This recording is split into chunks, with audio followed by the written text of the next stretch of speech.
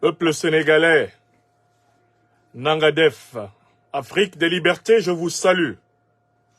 En ce dimanche 4 février 2024, je voudrais consacrer mes premières paroles publiques au soutien au grand peuple africain du Sénégal. Et pour cela, je voudrais donner une réflexion publique sur Macky Sall, le portrait robot de l'indignité politique africaine incarnée. Avant de vous délivrer ma réflexion sur le bourreau du peuple sénégalais, l'ennemi déclaré du peuple sénégalais, le vassal france-africain Macky Sall, j'ai prévu d'adresser du mieux que je peux, dans la belle langue africaine Wolof, un message personnel au peuple sénégalais. Voici ce message. Askanu Sénégal. Macky Sall mooy dictateur bi ngeen bon ci tariku Sénégal. Wane nañu ni dictateur la bi mu fas yéene annuler l'élection présidentielle 25 février 2024. Man professeur Franklin Nyamsi wa Cameroun wa Sénégal wa Afrika mangi wo askanu Sénégal ñu fekk ci Mali, Burkina Faso ak Niger ngir Afrique moom boppam benn yoon. Yàlla na yàlla ak sawu askanu Sénégal. Yàlla na yàlla ak sawu askanu Sénégal. Yàlla na yàlla ak sawu askanu Sénégal. Mes chers amis, peuple sénégalais, j'ai choisi pour contribuer au réveil et à l'éveil qui, me dit-on, se poursuivent dans les campagnes, dans les villes et dans les diasporas du Sénégal ce dimanche 4 février 2024. J'ai choisi de produire un portrait critique de l'ennemi déclaré du peuple sénégalais, Macky Sall, qui remplit tous les critères de l'indignité politique africaine.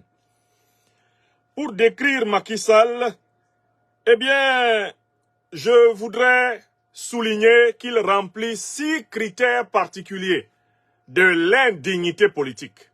Je dis bien, il y en a 6. Et je vous demande de donner cette émission partout au Sénégal, partout dans le continent africain, partout dans les diasporas africaines, partout dans le monde européen, américain, asiatique.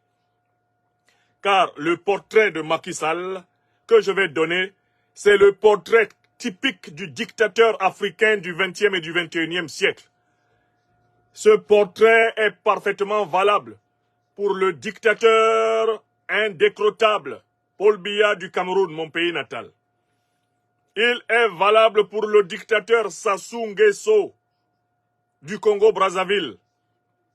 Il est parfaitement valable pour le dictateur Faure Gnassingbé du Togo.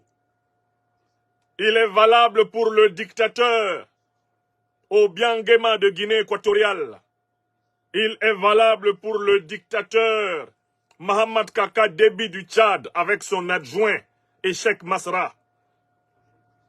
Ce portrait est valable pour le dictateur Alassane Dramane Ouattara, le satrape reptilien venu de Sendou pour troubler la paix des Ivoiriens et ayant renié notre belle terre burkinabé de Sendou pour troubler toute l'Afrique avant d'être dégagé. Ce portrait est valable pour Mohamed Bazoum, le junteur de Niamey qui a fait boum. Il est valable pour Patrice Talon, qui sera talonné jusqu'à son étalement au Bénin. Ce portrait est valable pour le fameux généralon vaurien de Bissau, Umaro Sissoko Embalo, le chef d'État par excellence. Ce portrait est valable pour tous les dictateurs de la France-Afrique et pour tous les satrapes africains de tous les temps, peu importe eh bien, la période concernée depuis 1960 jusqu'à nos jours. Donc, on ne s'y trompe pas. en nous focalisant sur Macky Sall, nous appliquons un concept que nous avons déjà rodé sur tous ses semblables dans la sous-région d'Afrique noire. Donc c'est déjà une réponse anticipée à ceux des derniers et rares partisans du criminel Macky Sall qui se promèneront sous cette vidéoconférence pour dire « Et le Cameroun ?» Eh bien sur le Cameroun, j'ai écrit 4 livres. Sur le Sénégal, je n'en ai pas écrit un seul. Et l'un des livres que j'ai écrit sur le Cameroun s'intitule justement « Critique de la tragédie camerounaise ». J'invite les derniers partisans du despote Macky Sall qui se promèneront sous cette vidéoconférence, je les invite à passer une commande chez l'Harmattan de ce livre et de voir la peinture qui est faite de Paul Barthélémy Biya Bivondo, le dictateur de mon pays natal, que je présente comme le plus grand malheur qui ait jamais frappé mon pays natal, le Cameroun. Une fois ceci classé, rentrons dans le portrait de Macky Sall. Macky Sall qui met aujourd'hui le Sénégal à feu et à sang. Macky Sall qui torture le peuple sénégalais depuis plusieurs années uniquement parce qu'il est mu par l'ambition de la confiscation personnelle du pouvoir, l'ambition de la monarchisation inavouée de la République du Sénégal. Je dis que Macky Sall remplit tous les 6 critères principaux de l'indignité politique africaine. Il rentre par la grande porte parmi les dictateurs les plus abjects que le continent ait jamais connus. Les ennemis des peuples africains qui finiront dans les géhennes de l'histoire correctement écrite des années à venir. Premier élément par lequel on voit que Macky Sall est indigne d'être un dirigeant politique en Afrique et incarne l'aspect le plus ténébreux de l'action politique en Afrique, c'est la manipulation du peuple sénégalais pour arriver au pouvoir. Dans ce premier critère, nous allons démontrer ce que nous disons en donnant la parole à Macky Sall lui-même à propos de l'objet du contentieux politique central actuel au Sénégal. Nous donnerons la parole à M. Macky Sall, opposant politique, pour entendre ce qu'il disait des intentions de reporter l'élection présidentielle et des conséquences du report de l'élection présidentielle. Par la grâce des technologies de l'information, on a pu retrouver la vidéo rétrospective, la vidéo arrière rétrospective des déclarations de Macky Sall à propos du report arbitraire de l'élection présidentielle par un quelconque président du Sénégal. Ces propos montrent très bien que les principes en vertu desquels Macky Sall a conquis le pouvoir d'État au Sénégal sont exactement ceux qu'il piétine par sa déclaration du samedi 3 février 2024. Donnons la parole à Macky Sall contre Macky Sall, à Macky contre Sall, à Sall contre Macky. Donnons la parole à l'ennemi de lui-même, à l'homme divisé, à l'homme déchiré, à l'homme rompu, comme le dirait l'écrivain Tahar Benjeloun. Donnons la parole à Macky pour que Macky détruise Sall, à Sall pour que Sall détruise Macky. Donnons à Macky Sall son bâton pour se battre lui-même dans une véritable automasturbation de type sadomasochiste. Donnons-lui la parole. Car en fait, sur le sujet, Macky Sall est le mieux placé pour démontrer que Macky Sall est une abomination. Nul ne peut mieux contredire Macky Sall que Macky Sall lui-même. Vous l'entendrez maintenant s'exprimer. Vous l'entendrez et vous le verrez s'exprimer dans les vidéos que je vais vous montrer. Ces vidéos ont été diffusées massivement sur les réseaux sociaux. Nul ne peut dire qu'il n'a pas entendu Macky Sall dire tout le mal qu'il pense. Des velléités, des intentions de report de l'élection présidentielle par un président en exercice. Il faut que ceux qui ont écouté cette conférence entendent Macky Sall dire toutes les conséquences d'un report de l'élection présidentielle. Et par conséquent, Macky Sall énonçait le verdict qui s'applique à lui-même aujourd'hui, en février 2024. Je vais sur ma page Twitter, sur laquelle je viens d'ailleurs de reproduire les déclarations de M. Macky Sall. Nous allons lui donner la parole.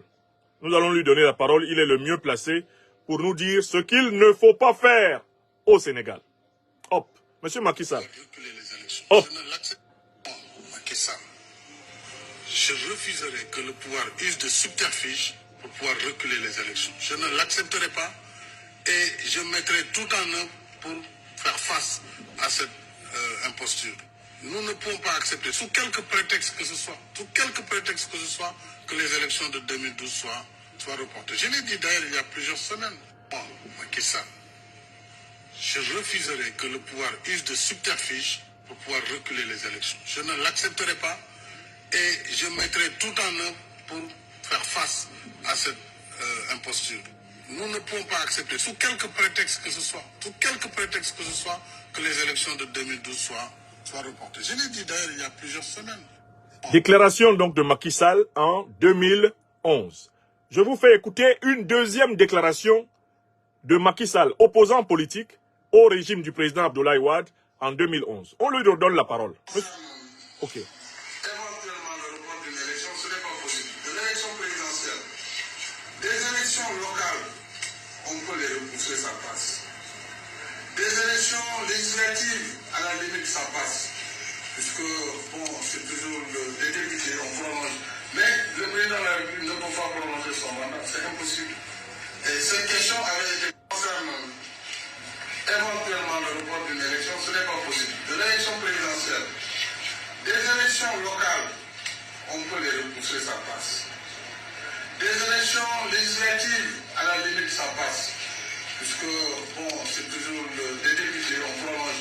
Mais le président de la République ne peut pas prolonger son mandat, c'est impossible. Et cette question avait été concernée. Voilà, vous avez écouté deux versions de Macky Sall intervenant en 2011. Lorsqu'il soupçonne, en tant que l'un des leaders principaux de l'opposition, le président Abdoulaye Wade de vouloir reporter l'élection présidentielle, Macky Sall, devant le peuple sénégalais et devant l'histoire, dit qu'on ne peut pas s'amuser à reporter l'élection présidentielle parce que la première conséquence d'un tel report, ce serait, eh bien, la fin immédiate de la reconnaissance de la fonction de président de la République exercée par l'individu qui fait le report. Il ne peut pas être accordé un jour de plus à la présidence de la République, à un président de la République au Sénégal, en vertu d'un report, bien sûr arbitraire, de l'élection présidentielle.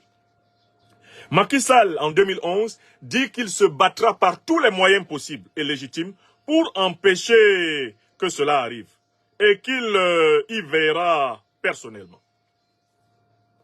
Nous sommes en 2024. Macky Sall est président sortant de la République du Sénégal.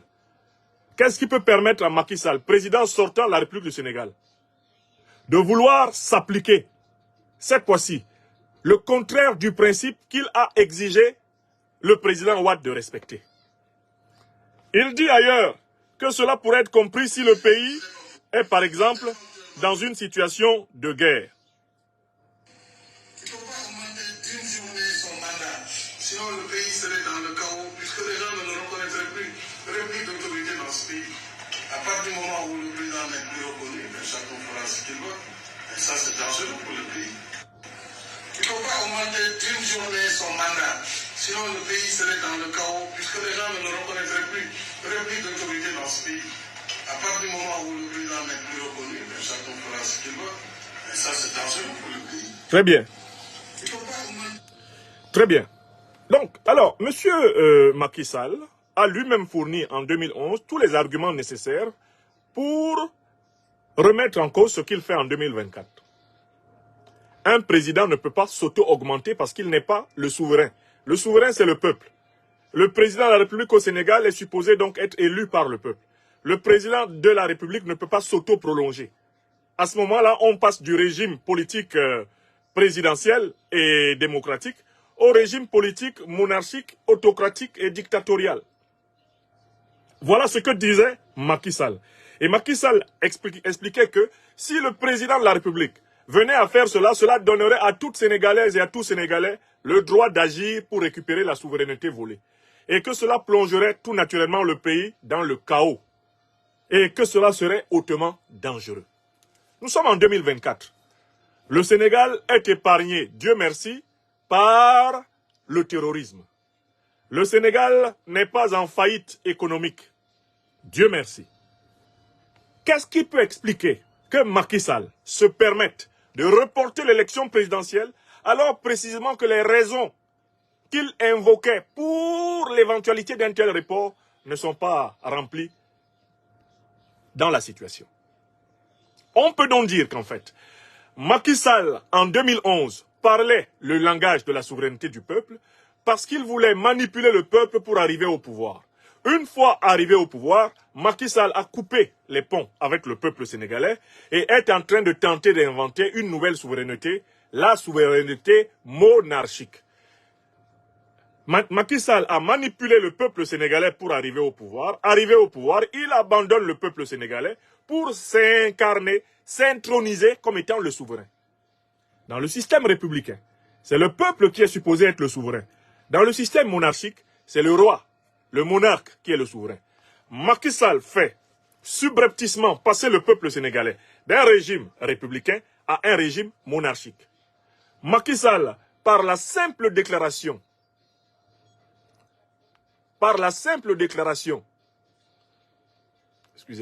Macky Sall, par la simple déclaration du report de l'élection présidentielle, change la nature du régime politique. Proclame la monarchie des Macky Sall au Sénégal et met fin à la République du peuple sénégalais. Ça, c'est le premier point. La manipulation du peuple pour arriver au pouvoir et le reniement et l'abandon du peuple une fois au pouvoir. On est d'accord avec ça? Ça, c'est une propriété notoire des dictateurs. Quand ils sont dans l'opposition, ils se présentent comme des anges de lumière. Quand ils arrivent au pouvoir, ils se révèlent pour ce qu'ils sont réellement, des démons. Deuxième qualité négative, deuxième défaut typique de Macky Sall, la soumission obséquieuse aux puissances étrangères. Ça, c'est un élément fondamental du dictateur africain. Le dictateur africain cherche toujours à se faire légitimer par une structure de domination extérieure à son peuple. Puisqu'il ne reconnaît pas la souveraineté de son peuple, Macky Sall a constamment passé son temps à rechercher l'adoubement de puissances étrangères. Et la première puissance étrangère sur laquelle il s'est appuyé tout au long de ses 2 mandats, c'est tout naturellement l'ancienne puissance coloniale et l'actuelle puissance néocoloniale du Sénégal, la France. Jusqu'à l'instant où je vous parle, Macky Sall continue de croire qu'il est sous la protection de l'armée française qui a maintenu ses bases militaires coloniales au Sénégal et qui fait du Sénégal l'une de ses places fortes, l'une des 4 bases militaires permanentes à partir desquelles elle quadrille 15 pays africains. Donc Macky Sall se considère comme un protégé militaire de la France. Et il se comporte comme tel, croyant que toutes les difficultés que son régime viendrait à connaître entraîneraient tout naturellement le secours, l'aide, la couverture du régime néocolonial français qui est à l'origine, par la colonisation, du régime républicain sénégalais. Macky Sall est allé plus loin que tous les présidents sénégalais avant lui dans la veulerie, dans la génuflexion, dans la banalisation de la fonction. Il sera retenu comme le premier président de la République en exercice au Sénégal à avoir été nommé à un poste par un autre président de la République. Macky Sall s'est fait nommer à une fonction internationale par le président de la France. C'est du jamais vu. Aucun président de la République sénégalaise ne s'était permis, pendant qu'il est dans l'exercice de ses fonctions, de se faire nommer sur une fonction internationale par un autre président d'une république. Fut-il le président français, pour lequel on sait que les présidents de la République sénégalaise ont toujours eu un respect obséquieux. La République sénégalaise étant sortie de la cuisse de la France coloniale, à travers son grand serviteur, Léopold Sédar Senghor. Macky Sall aura battu les records de comportement indigne en se précipitant en présence du président américain Joe Biden pour lui placer une chaise que Joe Biden était parfaitement capable de se placer lui tout seul. Geste qui n'a d'ailleurs pas du tout été apprécié par le président américain Joe Biden, ayant vu dans le comportement de Macky Sall une manière de le traiter comme un vieux, ce qui, dans la psychologie occidentale contemporaine, est très mal vu. Par exemple, en France, il est convenable de ne pas traiter une personne d'un âge avancé de vieux ou de vieille. Cela ne se dit pas.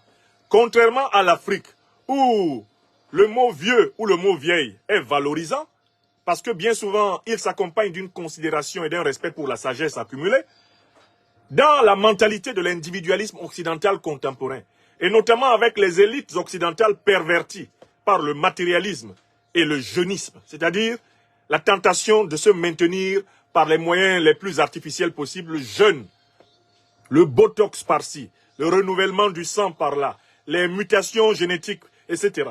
Bref, dans cette époque du transhumanisme, qui s'est emparé des élites politiques occidentales, être traité de vieux ou être traité comme un vieux, alors qu'on exerce une fonction publique, est mal perçu.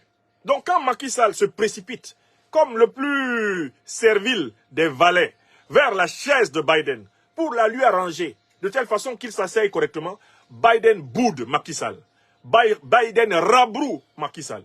Et le traite littéralement comme un vaguemestre trop enthousiaste et trop zélé. Voilà les spectacles qui ont été servis par Macky Sall devant le peuple sénégalais et devant l'Afrique et le monde. Mais l'un de ces derniers spectacles, les plus ignobles, a été délivré en Russie devant le président Poutine. Et cela à deux occasions. Lors d'une première occasion, Macky Sall se fit appeler par toute l'Afrique le mendiant de blé. Car publiquement, alors que pendant plus de 10 ans, pratiquement, il aura été à la tête du Sénégal. Macky Sall, qui n'a pas été capable d'atteindre l'autosuffisance alimentaire du Sénégal, de faire du Sénégal un pays producteur de suffisamment de riz et de blé. Macky Sall, en mondovision, suppliait le président Poutine de bien vouloir jeter dans sa sébille quelques sacs de blé afin qu'il les ramène au Sénégal. Dans une autre scène, lorsque le jeune président, valeureux leader panafricaniste révolutionnaire du Burkina Faso, Ibrahim Traoré, quant à lui, appelait l'élite africaine à la responsabilité et au courage du changement, Macky Sall se complaignit. Macky Sall se contorsionna. Macky Sall pleura. Il gémit publiquement que les critiques de son jeune frère, le président du Faso, étaient une façon d'humiliation. Pourtant, le Sénégal tout entier, l'Afrique tout entière, le monde tout entier avait déjà vu Macky Sall dans ses génuflexions, dans ses comportements de lèche-cul, de lèche-botte, de valet, de vassal, et nul n'était étonné que le mendiant de blé se sente offusqué par le discours de vérité du leader du Burkina Faso. Ibrahim Traoré avait dit la vérité en demandant aux chefs d'État africains d'arrêter de se comporter en mendiant partout sur la planète et d'assumer leurs responsabilités face à leur peuple. Macky Sall était assis, il s'est senti piqué à vif parce que selon le proverbe, c'est celui qui se sent morveux qui se mouche. C'est celui qui se sent morveux là. C'est lui qui se mouche. Macky Sall se moucha. Donc en fait, voici quelqu'un qui est à la tête de l'État du Sénégal a donné le spectacle le plus ignoble de la soumission, de la subordination, de l'absence de dignité personnelle, l'absence de retenue. Il a passé tous ses mandats à faire de la plaventrisme devant les puissances occidentales. Il a passé tout son temps à aller chercher l'approbation des maîtres du monde occidental afin, avec l'aura de cette approbation, d'écraser les Africains. Macky Sall a donc été désigné comme le vassal le plus spectaculaire de l'histoire politique du Sénégal. C'est d'ailleurs au nom de cette vassalité qu'il fait partie des dirigeants de la CEDEAO qui se sont précipités pour menacer la Guinée, le Mali, le Burkina Faso, le Niger, Bref, menacer tous les pays dans lesquels des processus de changement politique qui échappaient au contrôle du néocolonialisme français et de l'impérialisme occidental, eh bien ces processus étaient en œuvre. C'est pour faire plaisir à ces maîtres de Paris, de Londres, de Washington, pour faire plaisir à ces maîtres du Moyen-Orient, que Macky Sall à bras raccourcis se jeta contre le Mali du leader Assimi Goïta, contre le Burkina Faso du leader Ibrahim Traoré et contre le Niger du leader Abdourahmane Tiani. Oui, pour faire plaisir à ses maîtres, les néocolons français, Macky Sall promit, à travers sa ministre des Affaires étrangères, Madame Tall, d'attaquer le Niger, d'envoyer une escouade militaire pour tuer le peuple nigérien, tuer l'armée nigérienne et imposer les 4 volontés des voleurs d'uranium au peuple africain du Niger. C'est ce que fit Macky Sall, remplissant ainsi la deuxième condition de l'appartenance à la caste des politiciens indignes de l'histoire africaine de tous les temps. La soumission obséquieuse aux puissances étrangères et la haine des intérêts de son propre peuple. Troisième caractéristique de Macky Sall, et qui fait qu'il fait partie de la liste noire des dirigeants les plus corrompus et les plus abominables de l'histoire africaine. C'est les violations répétées de la Constitution. Macky Sall est un ennemi de la loi. C'est un légiphobe, c'est un légicide. Macky Sall n'aime pas les règles. Les règles n'intéressent Macky Sall que quand les règles lui profitent. En ce sens, ce n'est pas un homme fait pour vivre en République. Macky Sall est un homme qui n'a pas encore fait la mutation du passage de la vie dans la jungle au passage à la vie dans la cité. Comme le disait Aristote, un homme qui pourrait se suffire à lui tout seul est soit un monstre, soit un dieu. Quant à Macky Sall, il est clairement un monstre. Car lui tout seul s'est arrogé, systématiquement, une compréhension personnelle des décisions de justice. Macky Sall est le dirigeant sénégalais qui aura battu le record de déni des décisions prises par la justice. Quand la justice dit « Remettez le leader de PASTEF, fils du peuple sénégalais et futur président élu de la République du Sénégal, Ousmane Sonko, mettez-le dans les listes électorales et laissez-le être candidat à l'élection présidentielle. » Macky Sall, quant à lui, comprend le contraire de ce que le juge a dit. Donc c'est un individu ajuridique. Et en cela, c'est une photocopie parfaite du dictateur africain.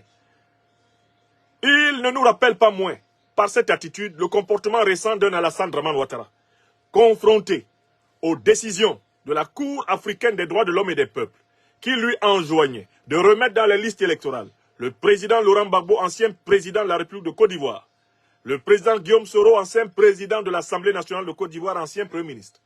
Alassane Dramane Ouattara déclara publiquement les décisions de la Cour africaine des droits de l'homme et des peuples sont nulles et non avenues en Côte d'Ivoire, alors même que la Côte d'Ivoire était encore, conformément au protocole ratifié, eh bien, sous la subordination juridique de la Cour africaine des droits de l'homme et des peuples. Et que le même Ouattara avait tenté d'obtenir de la Cour pénale internationale qu'elle condamne à perpétuité le président Laurent Gbagbo et son compagnon d'alors, un certain Charles Blé Goudé, devenu depuis lors un neveu du dictateur Alassane Dramane Ouattara. Macky Sall est une photocopie des pires dictateurs du continent, car en fait, il n'a pas un rapport objectif à la justice. N'est juste que ce qui l'arrange. Et tout ce qui le dérange est injuste. Voilà comment il a précipité le Sénégal dans une crise politique impitoyable. Le mépris de la loi. Le mépris souverain de la loi. Quatrième caractéristique de Macky Sall, le goût immodéré de la jouissance des fastes du pouvoir. Oui, le dictateur africain souffre d'un problème, c'est l'inversion mentale, l'inversion spirituelle des valeurs. Le dictateur africain est un homme qui est guidé par le bas, c'est-à-dire par la matière, et qui déteste le haut, c'est-à-dire l'esprit. Par conséquent, tout dictateur africain souffre d'une crise intérieure. C'est qu'il considère que les richesses de la terre sont plus importantes que celles du ciel. Il considère que les biens éphémères que l'on acquiert avec ce corps mortel sont plus importants que les biens éternels qu'on acquiert en servant les justes valeurs de l'esprit. Le dictateur africain est un être inversé. En lui, il ne préfère que le corps jouissif. En lui, il déteste l'âme qui s'élève, l'âme qui transcende, l'âme qui recherche le bien, le vrai, le beau, l'âme qui cherche à servir le bien commun, l'âme qui cherche à réaliser des œuvres qui servent aux générations actuelles et futures et qui honorent les ancêtres les plus glorieux. Le dictateur africain Macky Sall et ses semblables ignorent la dimension transcendante. En ce sens, Macky Sall, comme tous les dictateurs, les despotes africains, a choisi de vivre sa dernière incarnation en cette vie.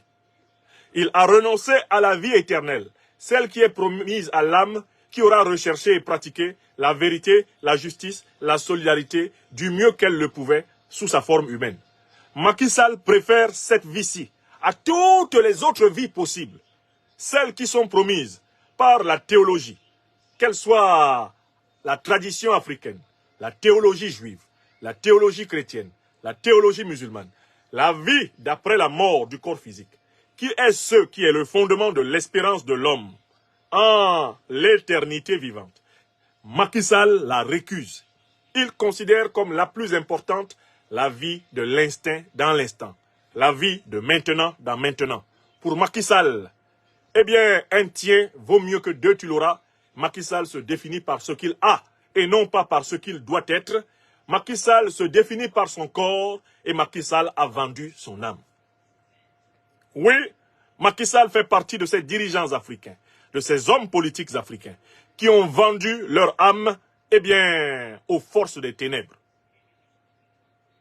Car il considère que sa vie est réussie parce qu'il aura accumulé un grand nombre de belles voitures, peut-être un très grand nombre de belles femmes, sans doute un très grand nombre de belles maisons, et qu'il aura accumulé un très grand nombre de beaux applaudissements avant d'aller pourrir à tout jamais dans un coin de terre que très rapidement les vivants oublieront.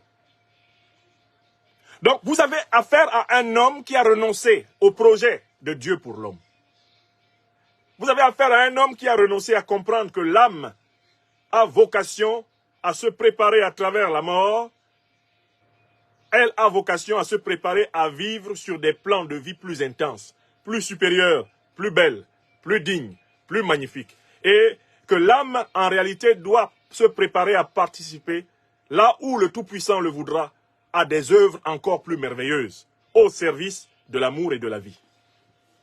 Macky Sall n'est pas convaincu de la vocation spirituelle de l'homme. Voilà ce qui explique sa méchanceté. Voilà ce qui explique son égocentrisme. Voilà ce qui explique, comme pour tous les autres dictateurs, leur mépris de l'avenir. De ce point de vue, les dictateurs africains ne sont pas très différents des animaux sauvages. Les animaux sauvages, qui sont régis par la loi de l'instinct, eh bien, vivent essentiellement pour leur conservation. Et quand leurs forces ne leur permettent plus de donner corps à leur instinct de conservation, ils meurent. Les dictateurs africains sont des animaux sauvages qui ont pris corps trop tôt dans la forme humaine, alors qu'ils n'étaient pas encore prêts à la suite du voyage de l'âme humaine vers sa vocation spirituelle. Donc, en réalité, les dictateurs africains sont des animaux surclassés. Des animaux surclassés. Parce que la forme animale de l'homme, qui est orientée vers la verticalité, vers la bipédie, vers la transcendance et vers le ciel, elle lui indique où il doit se préparer à aller. Non pas dans le ciel physique que vous voyez au-dessus de nous, qui n'est que la direction symbolique du ciel, mais vers la vie spirituelle consciente et totale. Voilà la vocation de l'homme. Passer de l'animal vers l'ange. Devenir un ancêtre angélisé et participer de plus en plus aux œuvres créatrices du Tout-Puissant. C'est ce qu'on appelle la vie paradisiaque. C'est ce qu'on appelle le Firdaus. Macky Sall a renoncé à cela. Et quand vous le voyez singer l'amour de l'islam, en allant à la Mecque, n'y croyez pas, c'est de la pure figuration pour tromper les niais. Macky Sall, comme Alassane Dramane Ouattara, ne croit pas en Dieu. Il ne croit pas en la vocation spirituelle de l'homme. Mieux, ils sont même convaincus que l'ange qui est chargé de garder les enfers dans la théologie est plus puissant que Dieu. S'il y a un principe surnaturel qu'ils sont d'accord pour servir, c'est celui de l'ange des ténèbres. C'est-à-dire qu'ils sont tellement bouchés, ils sont tellement fermés à leur évolution spirituelle qu'ils ne savent pas que même les clés de l'enfer ont été, dans la théologie, laissées au diable par Dieu. Dans sa toute-puissance, Dieu maîtrise, même dans la théologie, Dieu maîtrise même les enfers. Et il sait qui y va et qui n'y va pas. Mais Macky Sall, comme les dictateurs, pense que le prince des enfers est le maître du monde. Et donc, ils adorent le Dieu d'en bas. Le Dieu des portes de la déchéance totale dans la matière noire de l'univers. Ils l'adorent. Ils adorent le veau d'or. Et il faut que vous sachiez cela. C'est là-dedans qu'ils puisent leur méchanceté. Parce qu'on leur fait croire que la possession de beaucoup d'or, de beaucoup de voitures, de beaucoup de maisons, de beaucoup d'applaudissements, de beaucoup de corps humains, on leur fait croire que cela leur promettra une gloire. Et ils croient vraiment en cette gloire, à la gloire d'en bas, à la gloire éphémère. Voilà la religion secrète de Macky Sall et de tous les dictateurs africains. Le culte du mal. L'amour du prince des ténèbres. C'est ça. Donc quand vous avez affaire à eux, il faut que vous sachiez que vous avez affaire à des êtres humains inversés. Ils sont inversés. Vous les voyez debout comme ça, mais leur tête est en bas. Vous avez l'impression quand vous les voyez que ce sont leurs pieds qui sont en bas, n'est-ce pas? Mais maintenant, quand vous allez les regarder après cette conférence, vous allez voir que leur tête est plutôt en bas. C'est leur tête qui est en bas. Ce sont des individus inversés. C'est-à-dire que pour eux, le plus important, c'est la matière. Ce n'est pas l'esprit. Ils sont guidés par la matière, pas par l'esprit. Ce sont donc des individus régressifs. Ce sont des individus qui font évoluer la société. Ce sont des individus qui dégradent la société, qui assombrissent la société. Regardez ce que Macky Sall a produit dans l'âme du Sénégal. Macky Sall a assombri l'âme du Sénégal. J'entendais l'ancienne Premier ministre, Madame Aminata Touré, une grande dame du Sénégal, parler. Et elle disait, le Sénégal qui était la vitrine de la démocratie. Voilà ce que le Sénégal devient aujourd'hui.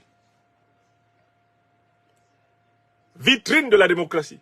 C'est parce qu'il y avait quand même quelque chose qui brillait au Sénégal. À savoir que on reconnaissait au sommet de l'État sénégalais le droit du peuple de faire jouer une certaine alternance dans un système globalement sous le contrôle du néocolonialisme français, certes. Mais le Sénégal pouvait s'enorgueillir de pouvoir ne serait-ce que renouveler librement, volontairement ses dirigeants dans ce système sous surveillance. Là, Macky Sall est l'homme qui enlève au Sénégal ce qui faisait de ce pays une certaine vitrine. Il enlève au Sénégal ce qui faisait de ce pays une source d'orgueil. Il enlève au Sénégal le peu de lumière que le peuple sénégalais pouvait incarner devant le peuple africain dans les conditions difficiles qui sont les nôtres à tous. Voilà ce que fait Macky Sall. Et voilà pourquoi il fallait que vous compreniez que Macky Sall est un serviteur du veau d'or. C'est un serviteur des valeurs inversées. C'est un ennemi de l'élévation, un ennemi de la transcendance. C'est un serviteur de la matière, des choses éphémères. J'apprends d'ailleurs que la ministre, l'ancienne première ministre Aminata Touré, aurait été mise entre-temps en état d'arrestation. Ce n'est pas un hasard. Macky Sall s'attaque à toutes les forces de lumière, à tous les êtres de lumière qu'il y a au Sénégal. Macky Sall, ce n'est pas un hasard s'il s'attaque, s'il cherche à mettre la main, s'il met la main sur la première ministre Aminata Touré. C'est parce que cette dame essaye de défendre ce qui reste de lumière au peuple sénégalais. Elle essaie de défendre ce qui faisait la fierté, l'exemplarité, la différence, l'unicité du peuple sénégalais dans cette période particulièrement difficile pour l'Afrique. Je passe à la cinquième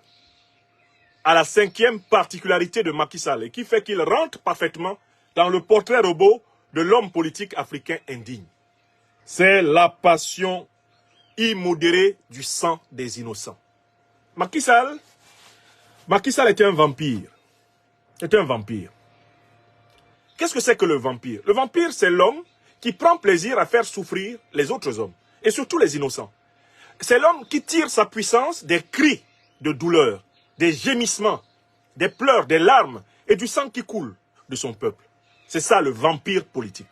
Les dictateurs africains sont des vampires politiques. Ils vivent du sang de leurs victimes, au sens réel comme symbolique. Quand ils font couler du sang dans les rues de nos campagnes, dans les rues de nos villes, le but, c'est à travers ce sang qui est montré, ce sang qui coule dans la rue, le but est d'intimider tout le reste du peuple et de faire du peuple, eh bien, une cohorte, une bande d'esclaves. Ça, c'est l'usage qu'ils font du sang montré.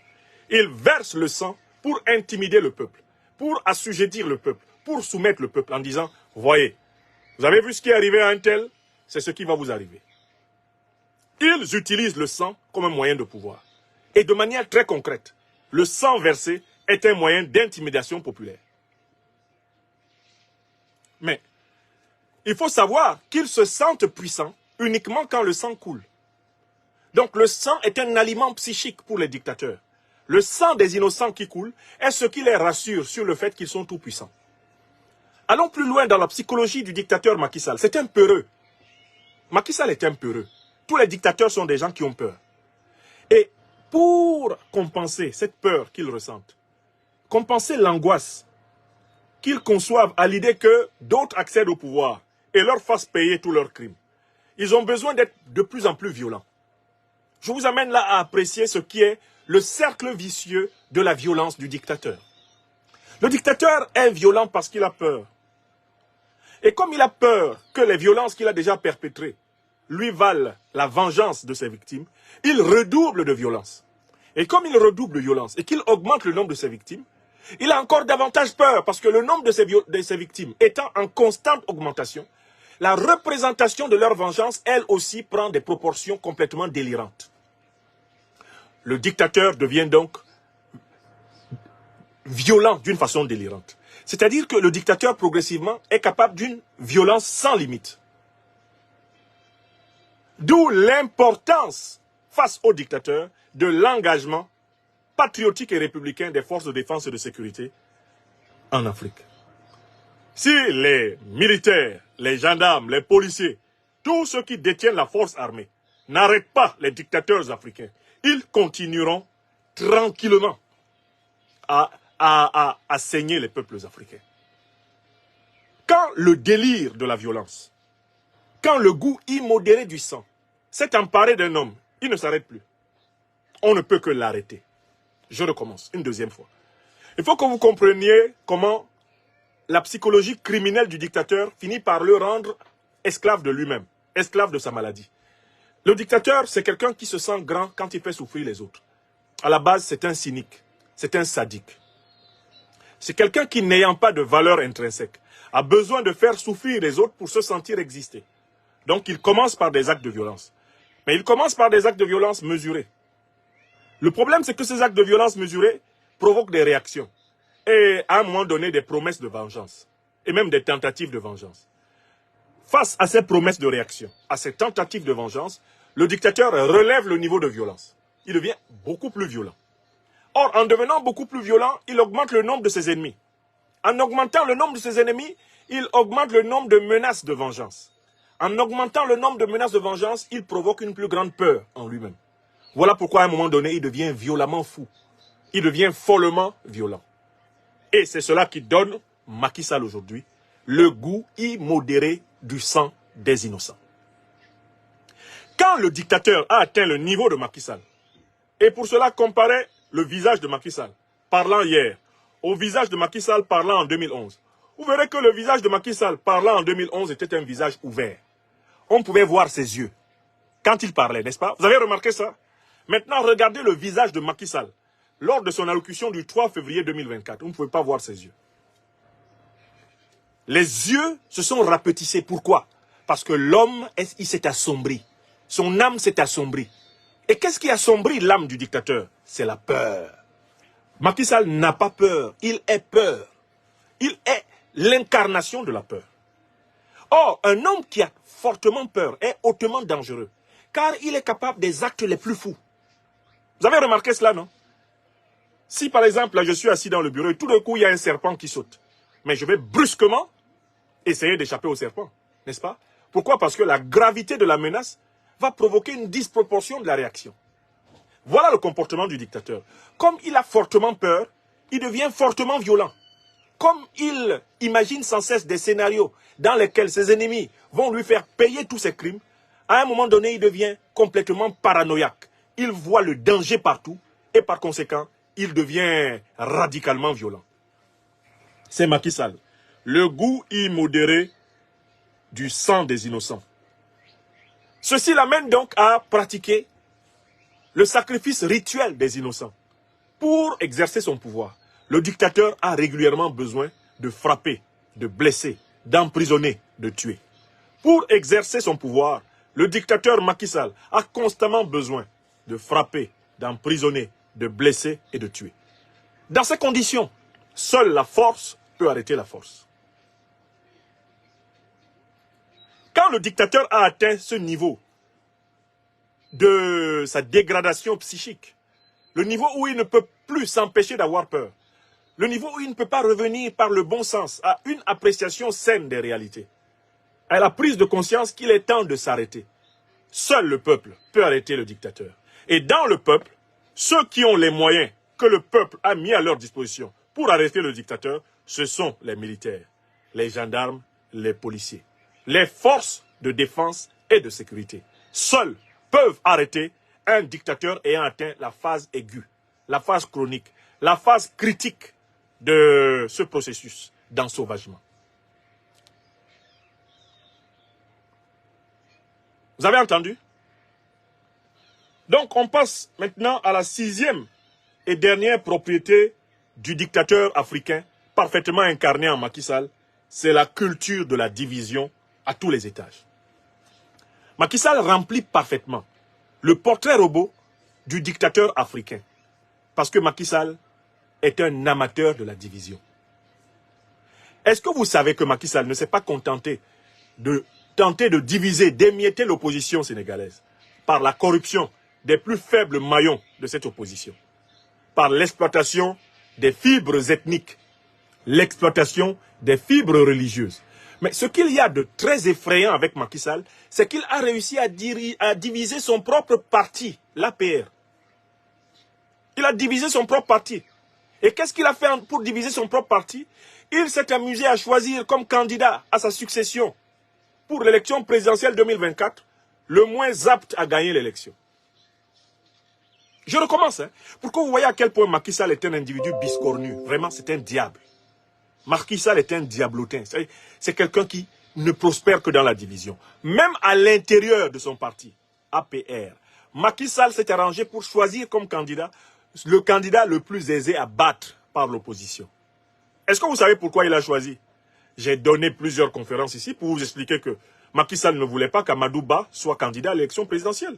Il l'a choisi pour pouvoir l'humilier. Il l'a choisi en attendant de trouver un prétexte pour le dégager. Il l'a choisi en attendant éventuellement de l'éliminer, comme Alassane Dramane Ouattara avait procédé pour Amadou, encore un autre Amadou, Amadou Gon Coulibaly. Revenons à Amadou Gon Coulibaly, en Côte d'Ivoire, pour que vous compreniez le processus que Macky Sall a mis en place contre son propre candidat, Amadou Ba. Au mois de mars 2020, Alassane Dramane Ouattara prend la main d'Amadou Gon Coulibaly et la soulève aux grandes dames de ses camarades du RHDP. Il soulève sa main en disant « Voici notre candidat ». Entre-temps, Alassane Dramane Ouattara avait déjà fait croire à pratiquement 10 de ses proches collaborateurs qu'ils étaient les meilleurs candidats possibles à l'élection présidentielle de 2020 en Côte d'Ivoire. Il avait fait croire au président Aimé-Henri Konan Bédié, dont il a applaudi à tout rompre l'appel de Daoukro en 2014. Il avait fait croire au président Guillaume Kibafori Soro, président de l'Assemblée nationale, à qui il a fait la promesse, en présence du président Blaise Compaoré du Burkina Faso et de l'ancien guide religieux musulman de Côte d'Ivoire, l'imam Koudous. Il a fait la même promesse à Ahmed Bakayoko, son ministre de l'Intérieur, par la suite ministre de la Défense et Premier ministre. Il a fait la même promesse à Marcel Amontano, son ministre des Affaires étrangères. Il a fait la même promesse à son vice-président de la République, Daniel Kablan-Duncan.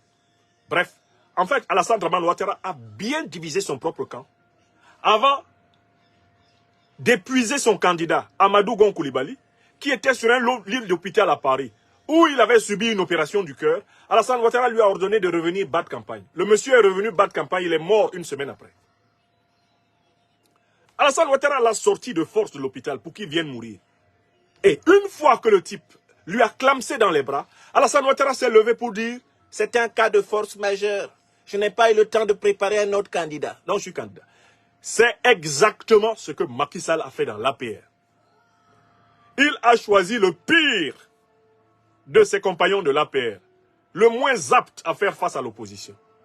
Il l'a désigné comme candidat. Parce qu'il ne voulait pas qu'Amadouba soit candidat. Il ne veut pas qu'Amadouba soit candidat. Il savait que les camarades d'Amadouba dans l'APR vont commencer à le combattre violemment. Et ça peut être un motif pour lui de dire, finalement mon candidat étant trop combattu, je décide d'être candidat parce que je ne peux pas prendre le risque que l'APR perde les élections. Il a choisi Amadouba pour ça, hein, pour pouvoir dire ça après.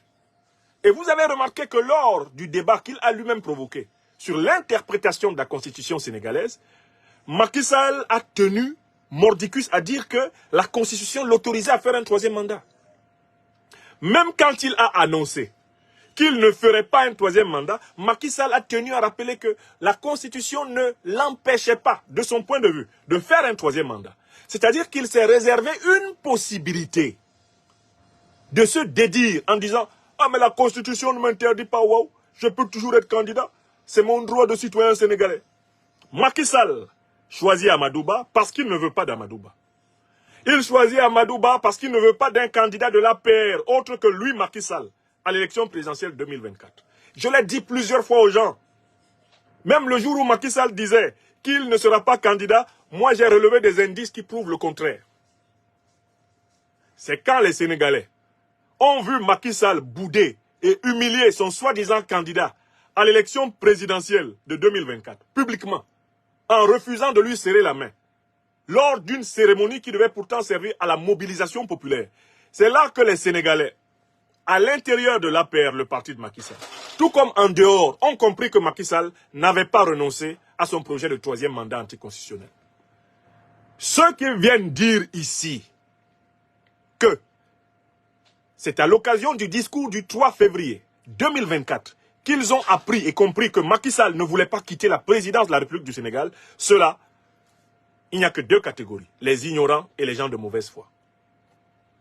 Si vous êtes ignorant, vous êtes pardonné. Mais si franchement, vous êtes au courant de tous les éléments qui ont été mis à votre appréciation, soumis à votre appréciation, et que vous n'ayez pas su que c'est ce qu'il allait faire, alors là, c'est une faute grave. C'est une faute grave. Macky Sall ne veut pas qu'un autre Sénégalais soit président de la République du Sénégal. Il ne veut ni que le peuple sénégalais puisse choisir une Sénégalaise ou un Sénégalais de l'opposition, ni que le peuple sénégalais puisse choisir qui que ce soit d'autre dans l'APR, en dehors de lui, Macky Sall.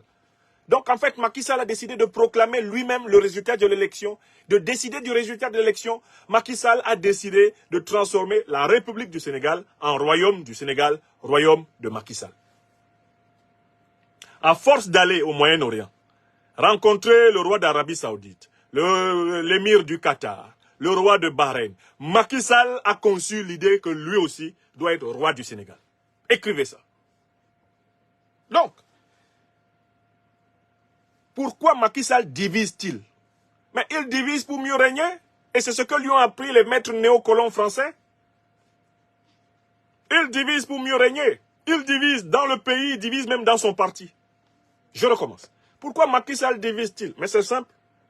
C'est le principal des arts politiques qui lui ont été enseignés par ces maîtres néocolons français. Ils ont régné sur l'Afrique par la division. Ils ont formé l'élite africaine qui leur a succédé aux arts de la division. La division religieuse, la division ethnique, la division économique, la division idéologique, la division tactique, la division stratégique, la division verbale, la division spirituelle. C'est l'art majeur des héritiers de la France-Afrique. Macky Sall, de ce point de vue, a été bien formé à l'école de la langue fourchue, mise en place par De Gaulle et Foccart, pour les élites néocolonisées d'Afrique dite francophone. Donc, mes chers amis, voilà, pour ainsi dire, les 6 propriétés par lesquelles on peut dire que Macky Sall remplit toutes les conditions de l'indignité politique. Maintenant, j'en viens à la conclusion de mon propos. Face à la réalité du monstre France-africain Macky Sall, mais quelle est la solution? Qu'est-ce qu'il faut faire? Bon, très clairement, il faut vaincre Macky Sall. Il faut vaincre Macky Sall. Cela veut dire qu'il faut lui opposer un rapport de force qui le submerge. Il faut lui opposer un rapport de force qui le submerge. Le peuple sénégalais doit prendre conscience qu'il doit sortir en tel nombre que ni la police, ni la gendarmerie, ni l'armée ne pensent possible de le réprimer. Il faut submerger l'appareil répressif d'État. C'est la loi du nombre qui va l'emporter contre Macky Sall. Le nombre conscient, plus les Sénégalais, par millions, sortiront dans les rues du Sénégal, plus tôt sera la délivrance du Sénégal de Macky Sall. Il faut absolument empêcher Macky Sall d'avancer d'un pas. Et pour cela, il faut que l'écrasante masse du peuple sénégalais sorte. Pour lui opposer un non négociable et exiger l'organisation des élections présidentielles dans le délai constitutionnel. Deuxième élément important. Il faut faire très attention dans la période que le Sénégal va traverser maintenant. Parce que si la France-Afrique se rend compte que le peuple sénégalais est en train de l'emporter dans le duel de la rue contre le régime de Macky Sall, la France-Afrique va se précipiter pour son plan B. Elle va tenter de générer dans l'armée, de susciter dans l'armée un officier ou un carteron d'officier soumis au même néocolonialisme français et à l'impérialisme occidental pour prendre le pouvoir et déposer Macky Sall. Et on pourrait se retrouver dans une situation comparable à celle du Gabon, où, court-circuitant les aspirations profondes du peuple gabonais à un changement radical et à la sortie du régime france-africain des Bongo, le néocolonialisme français a réussi à glisser et à imposer le vassal général Brice Clotaire Oligui Nguema. Je le dis et je le redis au peuple sénégalais, il ne faut pas laisser passer un Oligui Nguema au Sénégal. Vous connaissez l'armée sénégalaise, vous connaissez le peuple sénégalais, les Sénégalaises et les Sénégalais se connaissent. Lorsque le peuple aura imposé sa volonté à Macky Sall et qu'il sera évident qu'il ne peut plus avancer d'un pas, ce sont des élites patriotiques, des forces vives du Sénégal, des forces de défense et de sécurité du Sénégal, des élites patriotistes, patriotiques, panafricanistes et révolutionnaires qui doivent prendre en main le processus. Il ne faut pas que le peuple sénégalais se laisse doubler par des félons embusqués et que le néocolonialisme va essayer de pousser à prendre précipitamment le pouvoir pour tirer, pour ainsi dire, le tapis sous les pieds de la révolution sénégalaise. Ça, c'est la deuxième chose que je souligne. Il faut donc qu'au moment où le peuple sénégalais par millions est en train de se mobiliser pour sortir, il sache qu'il sort non plus pour accepter que Macky Sall organise quelque élection que ce soit, mais qu'ils sortent pour obtenir la chute de Macky Sall et la mise en place d'une transition vers des élections inclusives. Et qui dit élection inclusive dit sortie de prison de tous les opposants indûment arrêtés par Macky Sall. Mise en place d'une transition politique inclusive conduisant à un renouvellement exemplaire des institutions sénégalaises dans le respect de la Constitution. Implication forte du Sénégal dans la grande lutte d'émancipation africaine incarnée par les peuples maliens, burkinabés et nigériens actuellement dans le Sahel. Le Sahel attend le Sénégal. L'Afrique attend le Sénégal. Le peuple sénégalais a une occasion magistrale d'entrer dans une nouvelle ère de son histoire. L'histoire du Sénégal aux Sénégalais. Le Sénégal pleinement africain. Le Sénégal de la seconde et réelle décolonisation. Il ne faut pas rater ce virage parce qu'on va tenter, si le peuple sénégalais remporte cette victoire, de la lui voler en glissant des imposteurs au palais. C'est ce message que depuis hier, je m'efforce de transmettre. Dans cette sortie du peuple sénégalais, il n'y a pas que Macky Sall à vaincre. Il s'agit de vaincre le système mafieux de la France-Afrique. Il n'y a pas que Macky Sall à vaincre, mais c'est tout le système qui a rendu possible des hommes de paille comme Macky Sall qu'il faut déraciner au Sénégal. Voilà pourquoi il faut veiller à chaque victoire du peuple, à la sécuriser entre les mains des serviteurs du peuple. Il faut veiller à chaque victoire du peuple de savoir à qui est confiée la fructification de cette victoire. Il est temps pour le peuple sénégalais de mettre fin à l'imposture de l'emprisonnement illégal, illégitime, criminel, inhumain de notre frère bien-aimé, le leader du mouvement PASTEF, Ousmane Sonko. Il est attendu au cœur du peuple sénégalais. Il est attendu sur le chemin des suffrages souverains du peuple sénégalais, qu'il ne manquera pas de ravir avec brio s'il continue à marcher de façon droite et courageuse sur la voie glorieuse de nos plus méritants ancêtres. Maintenant, toujours dans cette conclusion, je voudrais ajouter quelque chose. Vous êtes plus de 6000 personnes à suivre cette émission, plus de 4000 sur YouTube, plus de 2000 pratiquement donc sur Facebook et plus de 1100 sur TikTok. Vous êtes pratiquement 8000 personnes maintenant. J'espère que vous êtes en train de distribuer cette émission sur vos réseaux et que vous êtes en train de la protéger parce que je la vois bugger déjà. Les machines ennemies attaquent. L'eau bénite des pains spirituels de la liberté des Africains fait trembler les colonnes de la France-Afrique. Ne vous contentez pas de me regarder, faites-moi voir.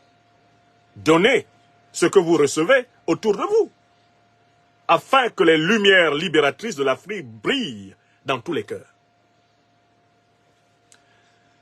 Je voudrais souligner une chose qu'on n'a pas bien observée au Sénégal. C'est que quand on présentait le Sénégal comme la vitrine de la démocratie en Afrique, dans ce processus hyper optimiste, on oubliait que le Sénégal avait été, dans la période des années 60, prenons même des années 40-50, une terre de grande violence politique contre le peuple africain. Certains ont trop facilement oublié que c'est au Sénégal qu'a eu lieu en 1944 le massacre des libérateurs de la France, les anciens combattants massacrés à Thiaroye. Beaucoup de gens aujourd'hui qui parlent du Sénégal ont oublié que le régime du président Senghor, soutenu à tour de bras par la 5e République française de De Gaulle, a perpétré les pires violations des droits humains entre 1960 et les années 80, années de la démission, du retrait du président Senghor. On a oublié que le système de la démocratie à la sénégalaise, la fameuse vitrine sénégalaise, a été mis sur pied sur la base d'exclusion.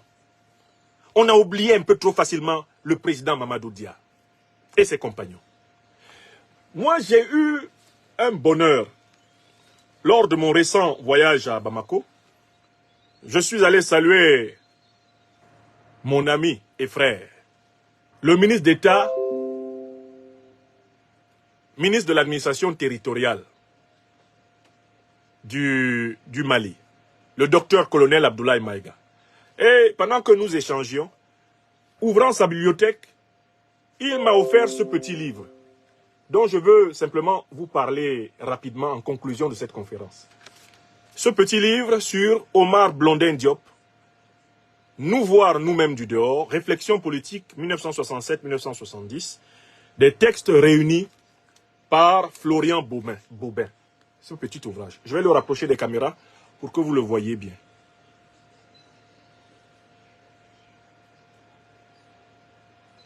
Alors, Omar Blondin Diop, je vous lis la 4e de couverture.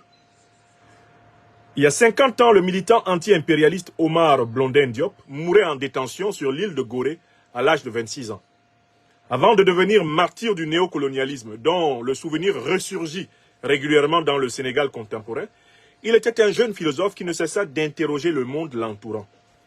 La conservation d'une partie des manuscrits d'Omar Blondin Diop par sa famille nous permet aujourd'hui de rassembler pour la première fois une sélection de ses écrits, composés de 1967 à 70, entre ses 20 et 23 ans. Un jeune homme brillant. Des réflexions internationalistes qui s'inscrivent dans une actualité brûlante. Prédation néocoloniale, crise de l'autorité, propagande de guerre, révolution sociale, rôle des intellectuels, formation idéologique, contre-cultures en lutte. Voilà la 4e de couverture de cet ouvrage. Alors, le docteur-colonel Abdoulaye Maïga, ministre d'État de l'administration territoriale et de la décentralisation du Mali, est un parent par cousinage, de Omar Blondin Diop.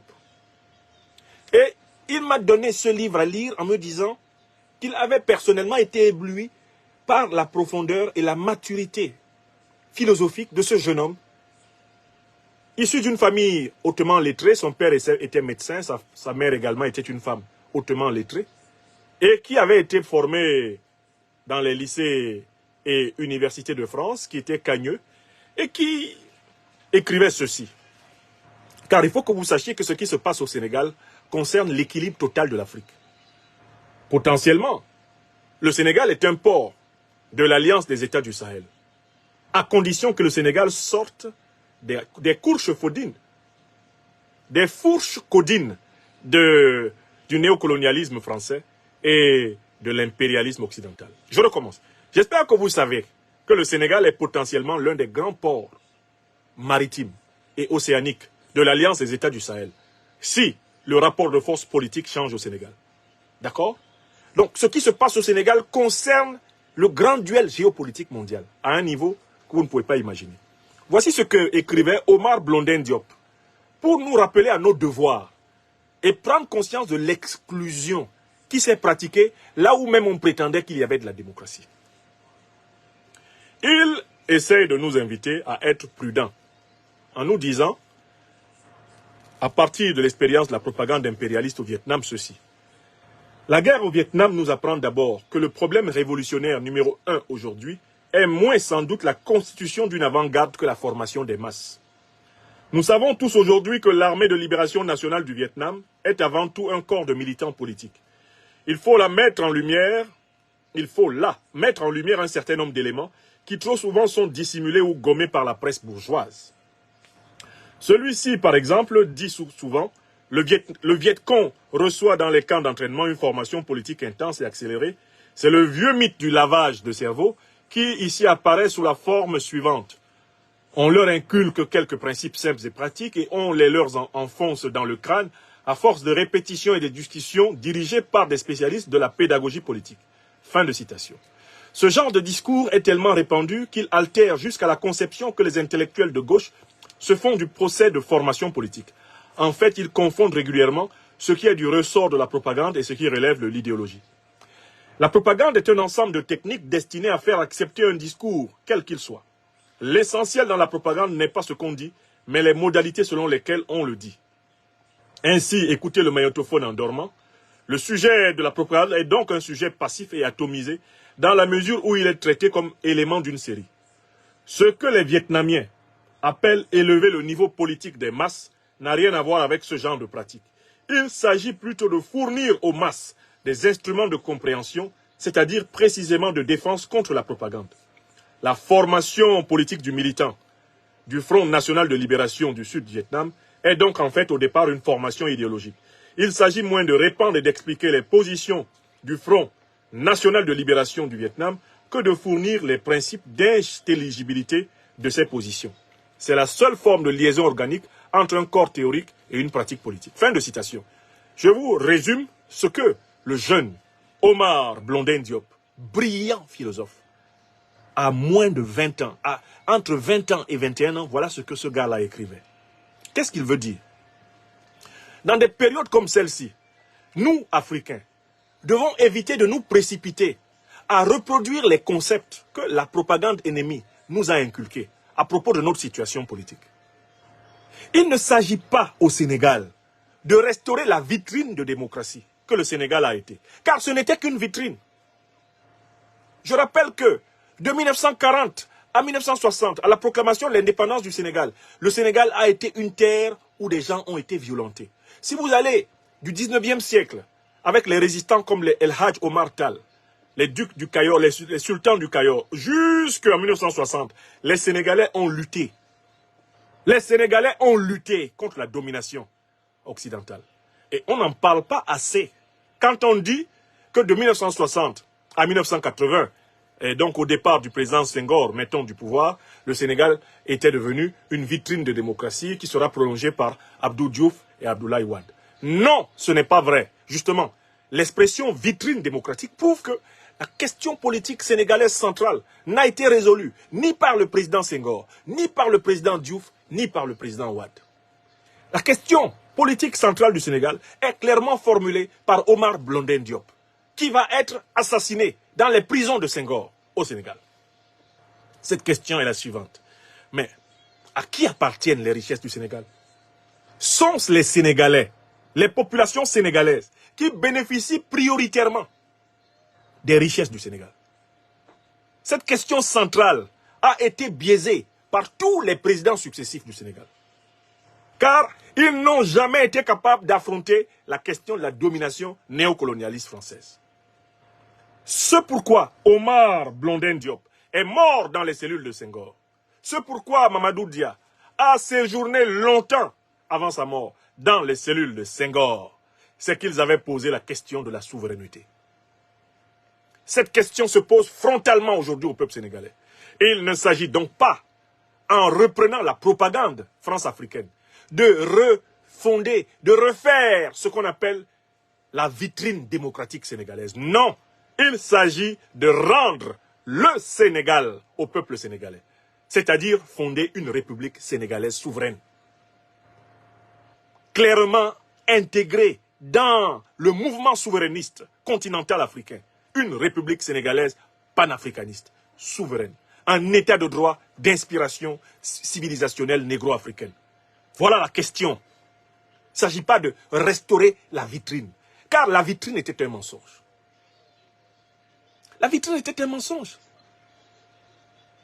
Ce qui s'est passé du président Senghor au président Macky Sall, c'est une gestion de vassal du Sénégal. Écrivez ça.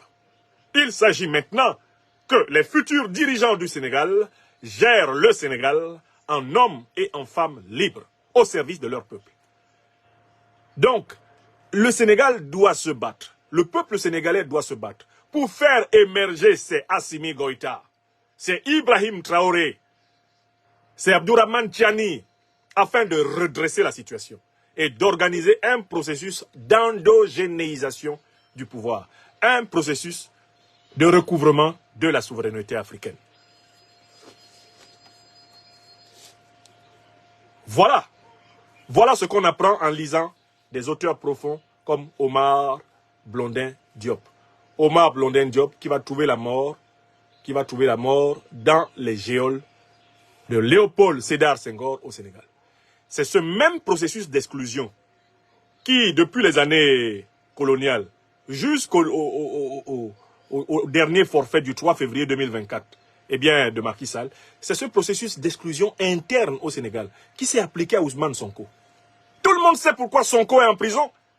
Sonko est en prison parce qu'il ne cadre pas avec la démocratie de vitrine. Nous allons appeler ça la démocratie vitrinale. La démocratie vitrinale. Le Sénégal servait de cache-sexe à la manipulation frauduleuse du thème démocratique par le néocolonialisme français et l'impérialisme occidental. Avant de s'assurer qu'il y ait alternance au Sénégal, les néocolons français se sont toujours assurés que tous ceux qui veulent sortir de l'emprise du néocolonialisme ne soient pas candidats. Voilà pourquoi les Omar Blondin Diop sont morts en prison. Les Mamadou Dia ont passé toute leur vie en prison. Pour ça, parce qu'il s'agissait de s'assurer qu'ils ont renoncé à l'idée de rendre le Sénégal aux Sénégalais. Sonko n'est pas en prison pour autre chose que le fait qu'il s'est signalé comme voulant sortir le Sénégal de l'occupation militaire française. Sortir le Sénégal de la domination du franc CFA. Sortir le Sénégal de l'émission, de l'ingérence dans le choix des candidats au cirque de la démocratie vitrinale. Parce que Ousmane Sonko veut réenraciner le Sénégal dans la tradition négro-africaine multimillénaire. Bref, donner corps à une politique diopienne, à une politique qui reflète les pensées profondes du professeur Cheikh Anta Diop pour le Sénégal et pour l'Afrique. Voilà pourquoi on l'a écarté abusivement, arbitrairement, grossièrement, toutes ces dernières années de l'élection présidentielle. Car avec Sonko se pose le problème central. Le problème qui est occulté, caché par la démocratie vitrinale. Le problème que la soi-disant façade de l'alternance démocratique sénégalaise cachait depuis très longtemps. Sonko le pose. Il représente le risque que le Sénégal cesse d'être une néocolonie française. Voilà pourquoi il est en prison. Et voilà pourquoi il doit sortir. Donc que les Sénégalaises et les Sénégalais qui sortent sachent qu'il s'agit non seulement, bien sûr, doter Macky Sall du palais qu'il usurpe, mais de rendre au peuple sénégalais sa souveraineté. C'est-à-dire ne plus jamais obéir au maître de Macky Sall. Voilà un enjeu et voilà une bonne raison pour un peuple de lutter. L'Afrique des libertés se tient aux côtés du peuple sénégalais. J'appelle tous les peuples africains à soutenir le Sénégal. J'appelle tous nos amis, tous nos frères en Europe, en Asie, en Amérique, à soutenir le grand peuple africain du Sénégal. Diffusons les nouvelles de la lutte sénégalaise. Aidons la voix du peuple sénégalais à retentir partout sur la terre. N'abandonnons pas un seul instant, un seul peuple africain en lutte. Car à travers cette lutte, c'est notre destin collectif, celui de nos enfants, celui de nos descendants qui se joue. Je suis sénégalais. Je combats Macky Sall. Je suis opposé au néocolonialisme, à l'impérialisme sur ma terre natale. Je soutiens toutes les Africaines, tous les Africains, tous les mouvements politiques, tous les dirigeants politiques qui veulent rendre l'Afrique aux Africains. Et c'est pour cela que j'ai commencé par l'hymne national du Sénégal avec cet extrait qui nous parle en particulier de l'Afrique. Et je finis par lui.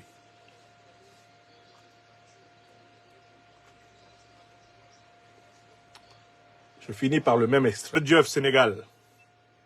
Djurjeuf Sénégal.